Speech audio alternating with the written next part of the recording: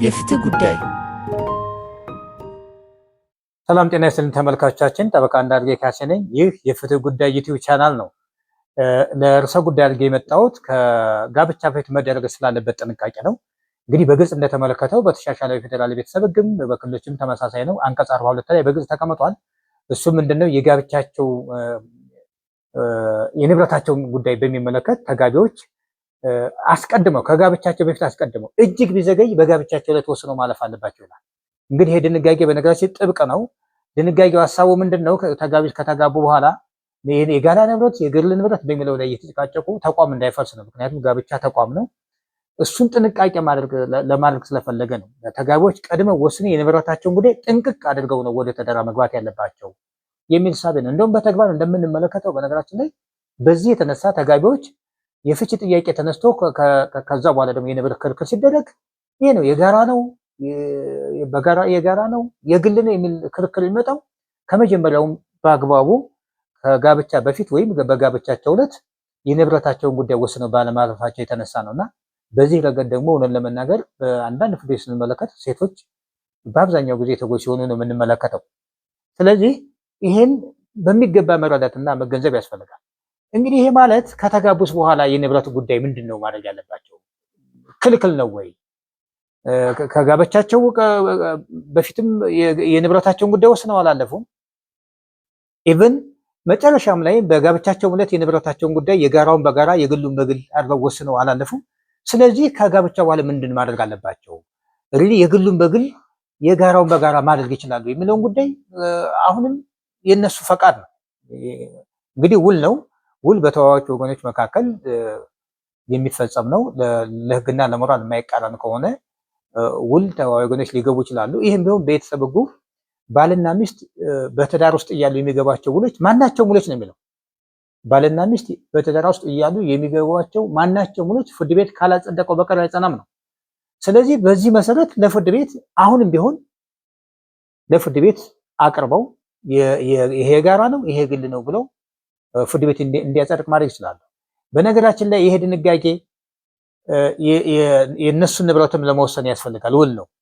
ይሄ የጋራ ንብረት ነው ይሄ የግል ንብረት ነው ማለት በእነሱ ስምምነት መሰረት የሚያደርገው የእነሱን ስምምነት ነው። ስለዚህ ውል ነው።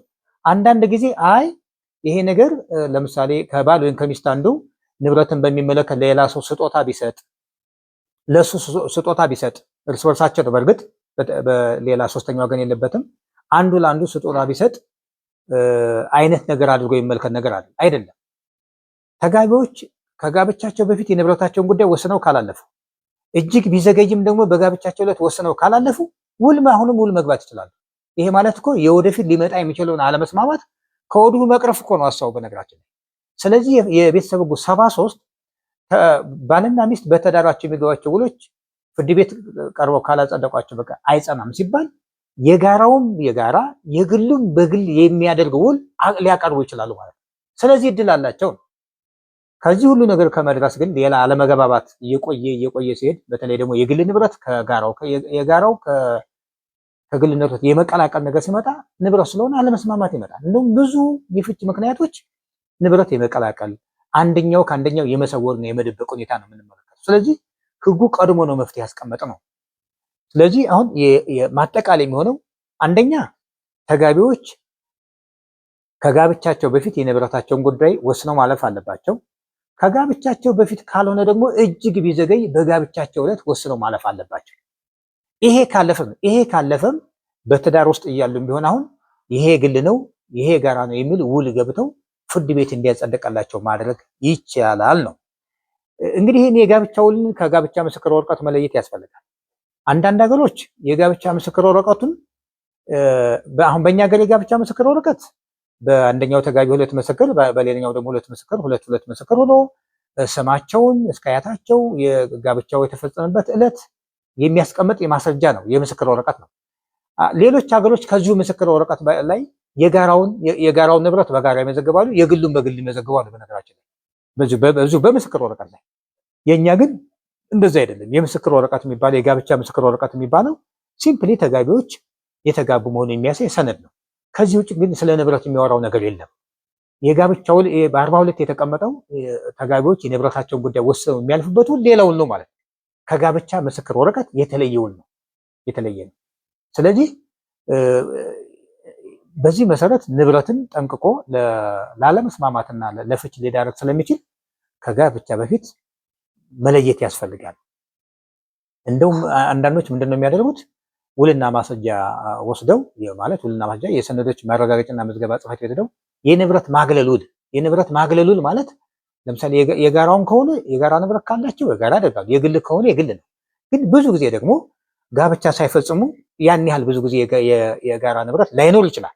ይሄ ማለት ግን አይኖርም ማለት አይቻልም። ለምሳሌ የወደፊት ተጋቢዎች በጓደኝነት እያሉ አብረው የሚያፈሩ ነገር ሊኖር ስለሚችል ያንን ደግሞ የጋራ ማለት የነሱ ነፃ ፈቃዳቸው ነው። የሆነ ሆኖ ግን ውልና ማስረጃ ወስደው ማጸደቅ ያስፈልጋል። ውልና ማስረጃም ላይሆን ይችላል። ውል እንደማንኛው ውልና ማስረጃ ሄዶ መጽደቅ ሳያስፈልገው በመንደር ውል ማድረግ ይቻላል።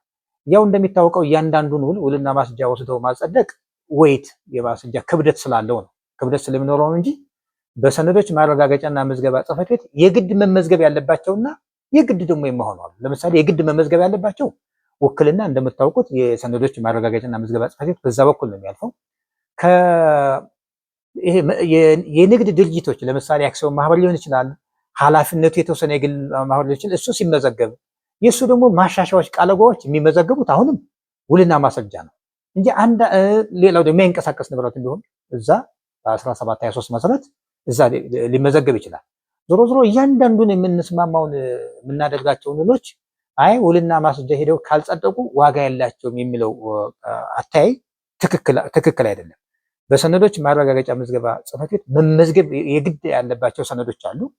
መመዝገብ ደግሞ የሌለባቸው በፍላጎት እንደዚሁ ለክብደቱ ለማስረጃው ክብደት እያልን የምናስመዘገባቸው አሉ። አሁን በተያያዘው ጉዳይ የንብረት ማግለል ኢደን የጋራውን በጋራ የግሉን በግል አድርገን የሰነዶች ማረጋገጫና ምዝገባ ጽሕፈት ቤት ወስደን ልናስመዘገበው እንችላለን። ኦር ደግሞ ምስክሮች ባሉበት በመንደር ውል ማዘጋጀት እንችላለን።